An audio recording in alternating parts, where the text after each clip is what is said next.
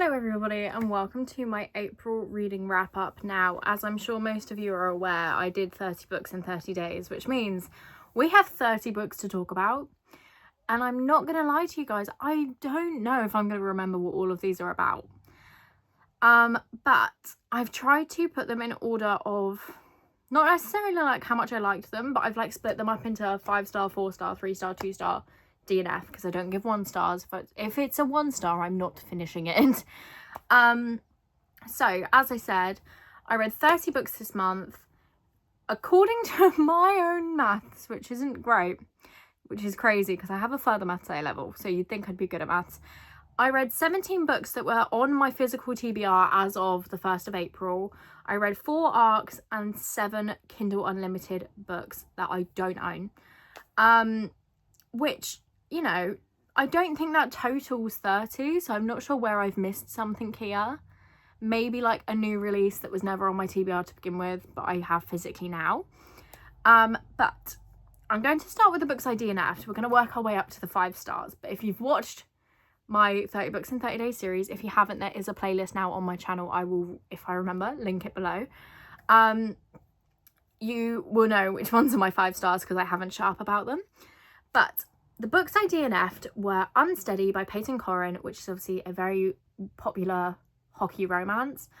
I just really didn't like the actual characters. Like, the main girlie irritated me, the main guy didn't really care for, so I wasn't interested in that. I also DNF'd The Everlasting by Alex E. Harrow. This one I do still feel really passionately about. So this one follows, I think he's called Owen, and he's like a researcher or something, and he's got a real fixation on this saint, this hero from back in the day, and he ends up time traveling to when she was alive, and it was just creepy. Like, it was trying to be romantic and it just wasn't, because he's so obsessed with her. It became creepy. You know, I love a boy obsessed in a book, but not like that. Not like that. No. So I DNF'd that one. Just bad vibes. And then I also DNF'd The Heartbreak Hotel by Eleanor Clover, I think. That one, again, I just didn't really care for the characters. I didn't care, didn't want to read it. So they're the ones I DNF'd. I will say I did get to a point where I just didn't want to read anything. Like, around the midpoint of the month, I was like, okay, I'm done now. I've read too many books. I don't want to pick anything up. So that probably does play into, especially like Unsteady and The Heartbreak Hotel, that probably plays into why I didn't want to finish these books. But definitely The Everlasting, I really didn't like the actual premise of that one. I didn't know quite how weird it was going to be, and it was weird. I really didn't like it. Moving on, I then got some 2 stars. The only full-length book 2-star I gave was While You Were Seething, which was one of the arcs that I read, so I feel really bad having given it a 2-star, but obviously I have to be honest. This follows 2 like academic rivals, and the reason I gave it 2-star is A, it was pretty boring, I really wasn't interested, and B, it was a then and now timeline, and I really don't like then and now timelines. I think it should be plastered all over the book if it's a then and now timeline, so that I know not to pick it up, because it just ruins a book for me. I hate it. I don't know what it is about it. I just really don't gel with then and now timelines. I hate them thoroughly. Then the other 2 are novellas that I read on my Kindle. So I've got Everybody's Favourite Guy by Catherine Center. This one, I think it was under 100 pages long, which already, for the amount of plot she was trying to put in, was way too short. It should have been at least 50 pages longer, I think. And it was, I think, childhood friends who had kissed at one point, and then he massively rejected her, and his best friend had cancer. It was just a lot going on for less than 100 pages, which made it so unenjoyable because everything was just information and none of it was romance.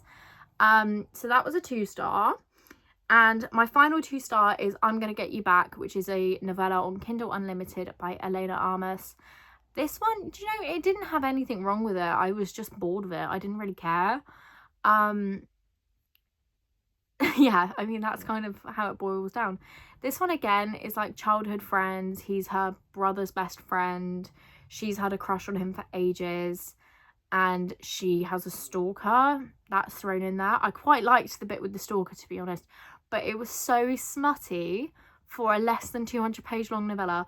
Way too smutty. Like every couple pages there was some smut happening, and I was like, oh, I would like some plot on the side of this smut, please.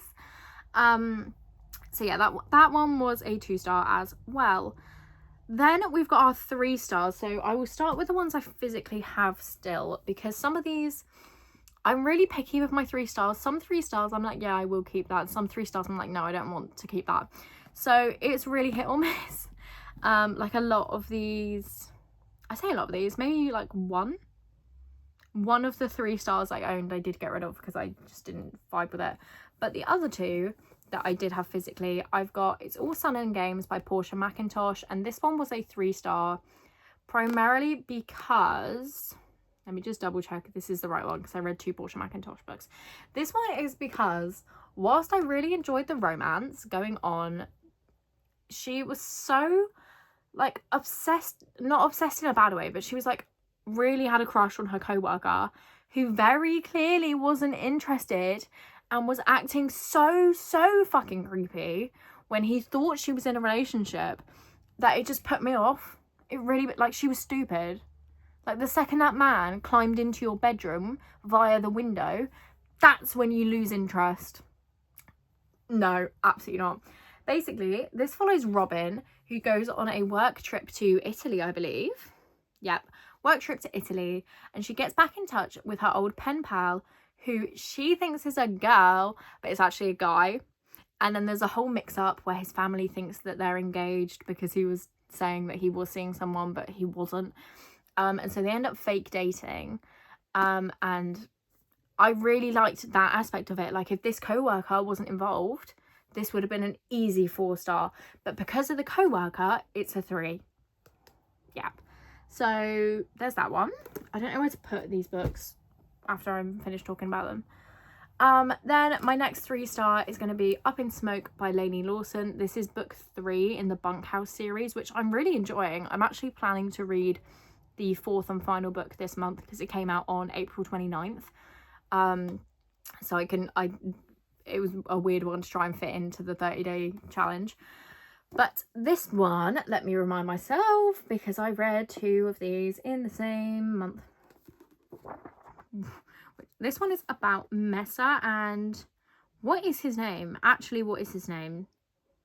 I read too many books, too many names floating around in my brain now. What is his name? Trip. I was never going to guess that. My best guess was going to be Gage, but I think that's someone else in the series. Right, this one follows Mesa and Gage, who are, I think it was like teaching her how to date or something, or friends with benefits, something along those lines. It was forgettable is my main qualm with it. Like, the other books in the series, whilst I probably can't tell you the ins and out of everything that happened, at least I remember, I was about to say at least I remember the characters' names, but we're going to test that theory in a bit when we get to book 2 of the series that I read. Yeah, this one, it was kind of giving nothing. Like, I enjoyed it. It was a fun time when I was reading it, but the second I put it down, it left my brain. So we will have to see what book 4 brings to the table, because at the moment, this is like a 4-star series for me. So there's that. The other books that I gave 3-star, we had The Naked Truth, which is by Anna Kirkshaw. I know that, but I don't think I can remember the characters' names. But the premise of that one is it is 2 like high school nemesis, like they don't get along at all, and she is the ghostwriter for a cookbook, and the cookbook is for this like high school nemesis who is actually an adult content creator who cooks naked, and she watches his videos, but they obviously don't know who the other person is. It's very hidden identity. And they have to go on a road trip together to go to her sister's wedding. See, plot sounds really fun. Execution of the plot, not so much. It was a little bit dull. Some of the writing style just didn't work for me. Like, they did a thing where they like say the character's first name, then like a characteristic of them, and then their last name, and it would happen so often, and both the characters' perspectives did it, and I was like, is that something people do? I don't do that. So it just came off as a bit like forced, which was a shame, because again, the premise sounded awesome. Then the other 3 stars I gave, Stay for a Spell by Amy Coombs was one of the arcs I had. It just fell flat for me. I wasn't really interested in it. I can't remember anything that happened in it. But yeah, I just wasn't interested. But again, I kind of hit a reading slump halfway through this, so that could very much be a product of the reading slump I'd hit. We've then got Death to Valentine's Day by... My best guess for that would be Navessa Allen or Catherine Cowles. It's one of the Kindle Unlimited novella, like, you know when Amazon gets 6 authors to write a short story and then they like put it in, it was almost like a series but not. So one of those. This one follows, see, the names have escaped me. I really don't remember names from any of these books. But this follows a girl who, I think it's the 1-year anniversary of her being dumped by this guy. Or she dumped him because he was cheating on her. And she goes to a Valentine's Day party, or an anti-Valentine's Day party. And he is there, but so is his brother. So she kisses his brother to avoid conversation with her ex. And then I think someone dies.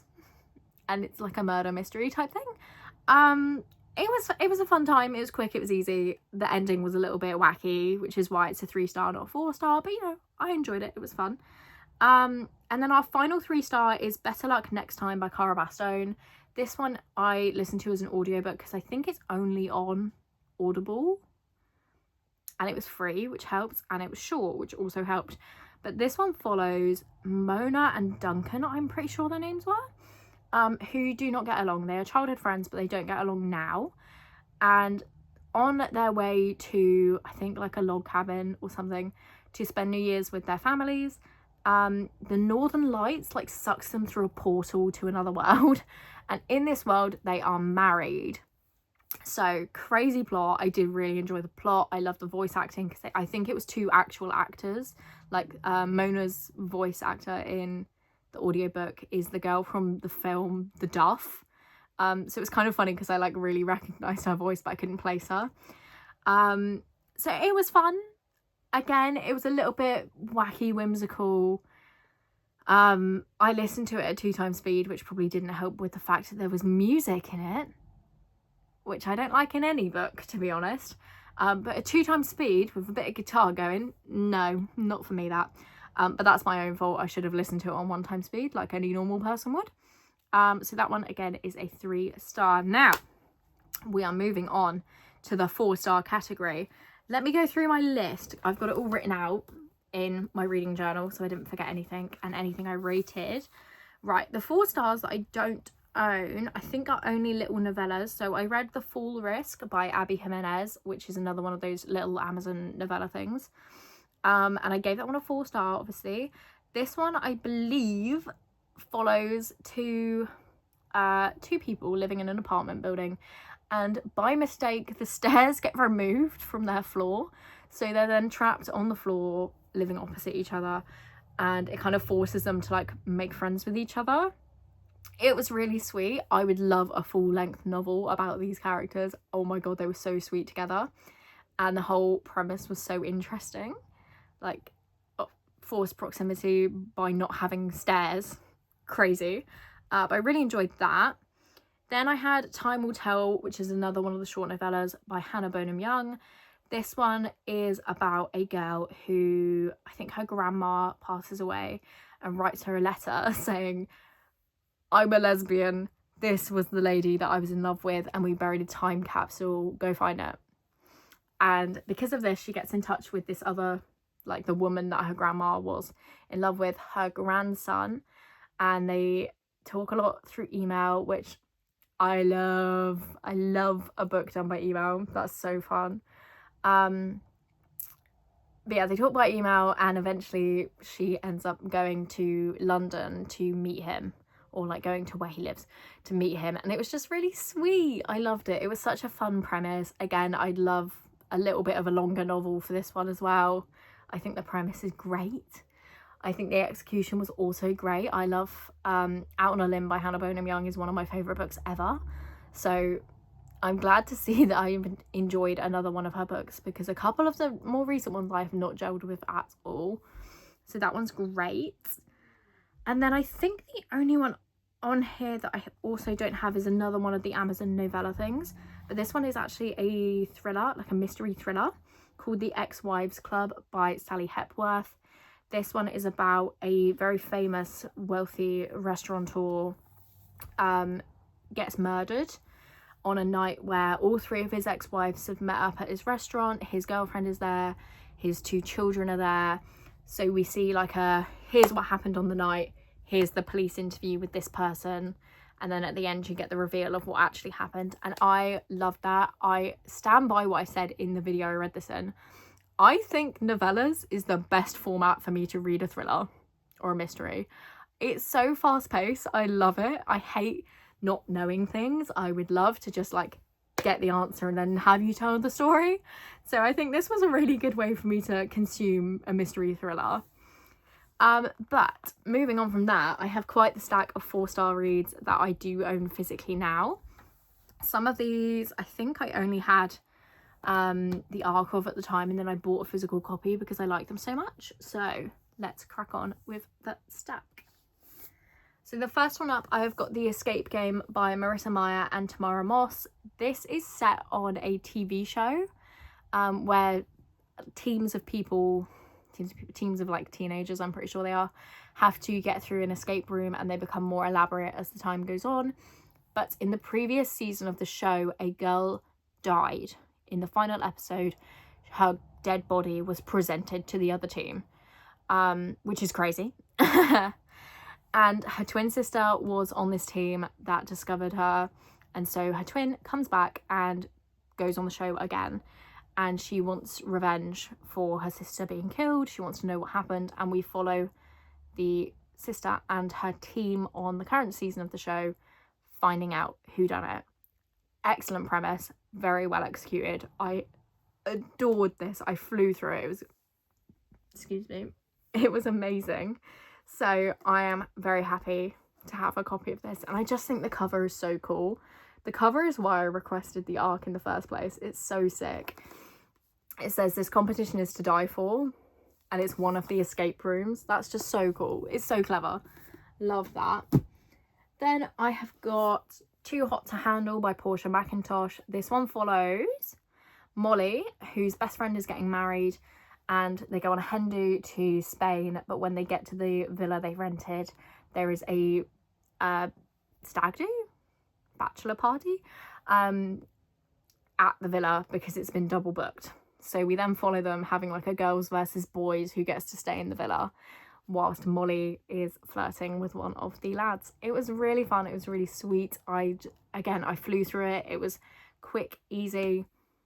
Portia McIntosh never fails. I love all of her books. So then we've got Playing with Fire by Cassie Truitt. This one is cowboy romance, as you can tell by the boots on the front. And it follows Austin. Yeah. Austin, who is an I don't know if I can say that on YouTube. She's an adult content creator. And Maddox, who is her best friend's grumpy cowboy brother and her top subscriber. Need I say more? This was incredible. This is actually a 4.5 star, but I didn't want to get that pedantic when I was separating them out into categories. I loved this. I highly recommend you read it. It's on Kindle Unlimited, and I believe book 2 is coming out later this year, which I'm so excited for. This was so good. There are, I think, some trigger warnings in the front though, so maybe just be cautious of those. Yeah, there's content warnings. So just maybe have a look at those before you read this, because it does get a little bit heavy towards the middle and end of the book. Then we have got book 2 of The Bunkhouse, which is Fire Away by Lainey Lawson. This one follows Savannah, I'm pretty sure, and Savannah and Warren. And Is this one the teaching her how to date? Is that what this one is? One of them I'm sure is that, but I'm really not sure. Oh, it's kind of like Second Chance. Okay, I'm remembering it now. So Warren and Savannah went on a date, but to Savannah, it seemed like Warren had just done it to make his ex jealous because his ex-girlfriend shows up where they're having the date. So there's this huge misunderstanding right from the get-go, and Savannah is then really cautious of Warren, even though his intentions are so pure. He really does just fancy her. And we're following them as he's trying to gain back her trust, and she is trying to impress her boss, which is where the fake dating comes in. Because Warren's family is like best mates with her boss, so being with him makes her boss like her more. It's really convoluted. I really enjoyed this one. Again, I couldn't tell you the ins and outs of everything that happened, but it was a good time, and I do recommend this series as a whole. I'm sorry about that. My camera ran out of storage. My phone ran out of storage. I was talking about The Devil She Knows by Alexandria Bellefleur, which follows Sam, who's just proposed to her girlfriend, and her girlfriend has flat out rejected her. And so in her moment of despair, Daphne shows up and is a demon. She's a demon collecting souls. And she's like, I'll grant you 6 wishes if you let me have your soul. And she does so. And it's just so, it's like silly goofy, but in the best way. And then it got really, really deep at the end, which took me kind of out of left field. But I really enjoyed this one. And again, I definitely recommend it to anyone interested in a sapphic romance. Then I won't talk about this one for too long. I was rereading Harry Potter and the Order of the Phoenix on audiobook, and I finished that. It's a 4-star. What more do I need to say? Then I have got Rider by Jessica Peterson. This is the 5th and final book in the Lucky River Ranch series, which I adore that series. And this one follows Ryder and Billy. Yeah, Billy is a bull rider. Is that right? No, she's a barrel racer. Sorry, got it muddled up. Billy is a barrel racer, and she falls off her horse, and it ends up being told she can't ride for a while. And in that time, she goes to Ryder, who is her brother's best friend, for comfort, emotionally comfort, and because she doesn't really want to do the office job that her dad is telling her to do. She wants to do something physical. She wants to work on the ranch, and Ryder helps her come up with a way to do that. It was really sweet. It was a good ending to the story, I think, but it was definitely very heavily setting up Jessica Peterson's new series, which is going to follow Billy's brother Colt. So there was a lot of setup for that, which kind of detracted from the actual book. But overall, still a fun time. I absolutely love the characters, and I just loved every time the rest of the cast of the characters showed up. It was just so fun. So that one is a 4-star as well. Then I've got The Unwilling +1 by Effie Campbell. This one is about, what was her name? Maggie, whose family are like all contract killers, and she just doesn't want to do it. She just wants to live a quiet, cozy life. But because her dad is getting married, she has to go up to Scotland for the wedding, and she's been informed by her sister that her dad is about to try and set her up with this like horrible contract killer. And so she kidnaps her hot neighbour and takes him to the wedding as her date. It's such a funny premise, and it was actually done really well. I really enjoyed it, and the romance was so funny. So again, another 4-star. Then I have got All the Missing Pieces by Catherine Cowles. This one again is another that I think would be a 4.5 if I was getting picky. This follows Ridley, who her sister went missing. I think they were in college, maybe. They were like 18. Her sister went missing at a party, and so she has dedicated her time to running a podcast, kind of like solving cold cases, but not really. Like, she just does deep dives on missing people cases, and sometimes she finds them, sometimes she doesn't. And she ends up going to this town to investigate a missing persons case that was actually resolved. The person that was kidnapped was found and is still like alive. So she wants to go to this town to interview this person, and try and get like the victim's perspective on these kidnappings that are happening. But when she gets there, I believe his name is Colt as well, actually, which is funny that we've had a couple with Colt as the character name. But she keeps getting interrupted by Colt, who is the sheriff in town and is also the older brother of the girl she wants to talk to. And he obviously does not take very lightly to her wanting to speak to his sister.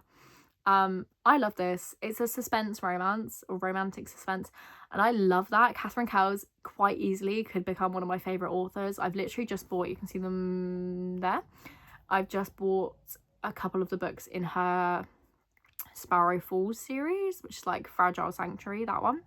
So I'm hoping those are as good as the rest of the books I've read by Catherine Cowles, because this was absolutely phenomenal. I loved this. Then we've got another cowboy romance. Who is surprised by that? Because I'm not.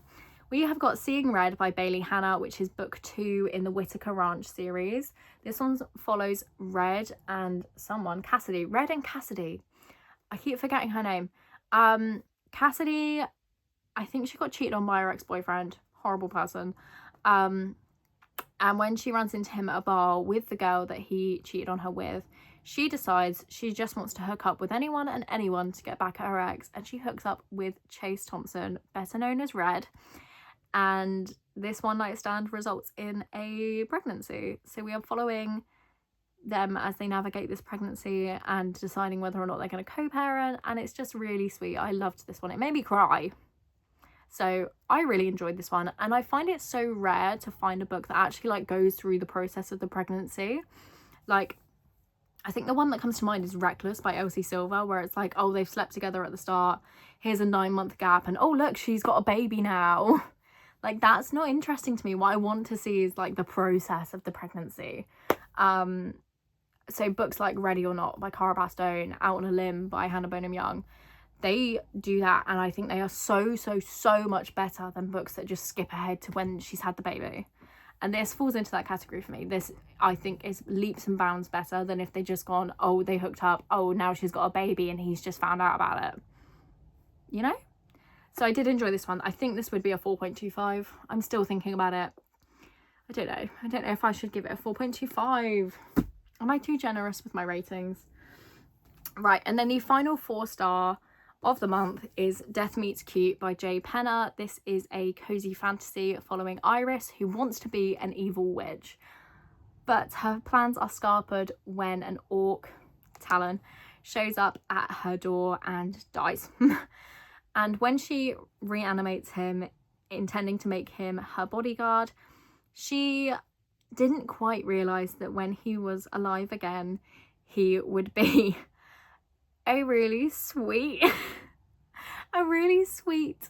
guy who just wants to cook meals for her and clean her house and feed her chickens and like garden for her. He was so adorable. I absolutely love this as well. The only reason that I've knocked it down a star is because the author kept using the phrase unalive, and I was just like, that's pissing me off now. Just say kill. That makes so much more sense. Just say kill. We don't need to say unalive. We're not on TikTok. So, but I really love this. It was so fun. I read it, I literally maybe the day it came out. So good. I don't know what else to say. I really like that one. Now we are on to the final category, which is of course my 5-star reads. Are they going to stand the test of time and still be 5 stars? I don't know. I give 5 stars based on vibes most of the time. There's one book in here where I'm like, that is genuinely one of the best books I've ever read. But we will get to that one in due time. So the first book I actually read for the month, and the first book in this category, is Kill the Puckers by Sam Evans. This one I read as an ARC, and again I enjoyed it so much that I bought a physical copy of it. And this follows, I don't remember anyone's names, this follows Alyssa, who is seeking revenge on behalf of her best friend who was sexually assaulted by some hockey players. And in order to get close to these hockey players and enact her revenge of killing them off one by one, she starts dating their coach. That is kind of the basic premise. Again, check the trigger warnings, but this was so fun to read. I really enjoyed it. It's so unique, like a dark hockey romance. I feel like I've never even heard of anything else like this, and it was so, like, the romance was endearing, the violence was incredible. I really enjoyed all of it, the sneakiness, so much fun. So yeah, this one was a 5-star. I think that does hold out. Like, I gave it a 5-star for vibes and for the fact it was unique, so take that as you will. Then another 5-star this month was Kitty Sinclair's Last Dance by Kate Robb. This is a magical realism romance, which I really enjoyed.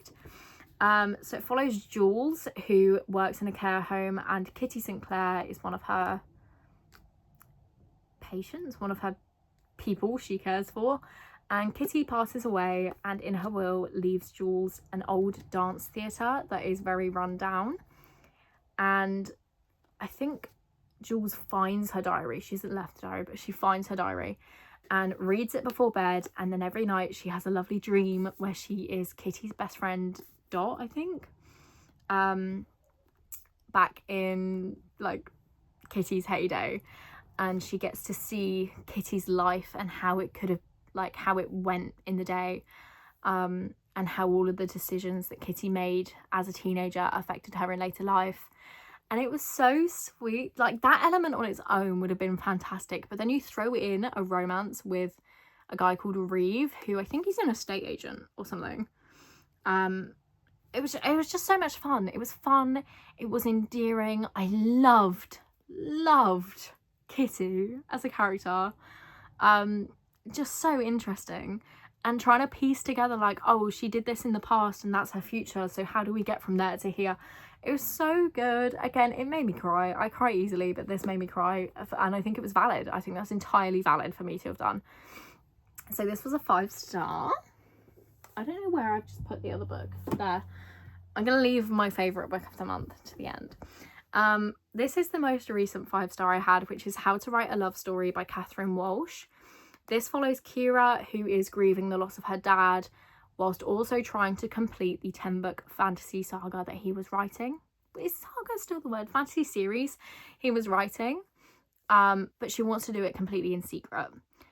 And it's obviously putting a lot of pressure on her. So her publishing agency sends over an editor called Sam to help her finish the book. And I absolutely adored this. The relationship between Sam and Kira, the way they became friends first, all of the activities they did together whilst researching for the book. It was just so good. It was so good. I adored this. I ate it up entirely. I kind of want to read it again already. Which is how you know it's a 5-star. If you immediately want to pick it back up, then that's a good sign. So this was a 5-star as well. And then I have to say, this is maybe, like, other than Project Hail Mary, this might be my favourite book of the year. And that is The Tempest Blade by Danielle L. Jensen, which is a fucking brick of a book, but it's worth every single page. It's so good. This is the final book in the Bridge Kingdom series, and that series, genuinely, especially this book, is consuming my every waking moment. I'm so obsessed with it. I can't believe it's over. I want to reread it immediately. This was the perfect finale to that series, and I'm so sad that I will never get to experience this for the first time again. But obviously I can't tell you what happens because it is the final book in a 6-book series, so, you know, read it for yourself. It's amazing. This is far and away my favourite book of the month. This is a 6-star read. If I could give that on Goodreads, I would. Yeah, it was so good. I was listening to the audiobook and my brother was trying to talk to me and I was like, dude, can you just shut up? I need to listen for a minute. So yeah, it was amazing. I am so blown away by the fact I actually managed to read 30 books in 30 days. I didn't think I was going to do it. You know, there were moments where I fell very much behind, which is how I ended up reading quite a few novellas, but they count. They so count for the challenge. And ultimately I made such good progress on my actual TBR. So I have put a thing on my Instagram. Every month I do it where I put up a little stat of my TBR for the month. And I think I started April with 87 books. I've read roughly 17 physical books off my TBR. And then I did a massive unhaul because like at the start of the month, I did obviously like my TBR for April, and there were so many books on that just as the month went on, I was just thinking about having to pick them up, and I was like, I really don't want to do that. I don't want to pick them up. And I took that as my sign that I shouldn't own them. If I'm that averse to picking it up, that doesn't need to be on my TBR. And so that has actually been quite, I don't know if liberating is the word I want to use, but it's the word I'm going to use. It felt really liberating to actually be like, do you know what? I don't need this many books on my physical TBR. It's quite overwhelming to have them all. I just kind of want to like pare it down to just a few books that I want to read. So my physical TBR as it stands, well, I mean, technically as of the 30th of April, it's on 37, but now I have 4 of the Spiral Falls books. So it's on 41, which is still very manageable. And you know, that's over half of the books that I started the month with. So I'm quite pleased with that. I think that's much more manageable than 87. And yeah, I don't know what else to say. I'm still absolutely baffled that I even did this. It's crazy that I did that with my time. Oh, that's what I was going to say. My caveat for this, I did do 30 books in 30 days, but I think this is a huge thing to note because this is not normal behaviour. I haven't been working for the entire of April, so I had a lot of free time to be reading. I don't think I could read this many books and be working at the same time. It just wouldn't happen. So I very much took advantage of the fact that I had a full month off. And that's the only reason that I had enough time to do this challenge in the first place. So with that said, thank you very much for watching. Let me know if you participated in 30 books in 30 days or if it's something that interests you, because I'm sure next year I will try and do it all again because I am crazy, clearly. But thank you for watching, and I will see you next week with another video. Bye.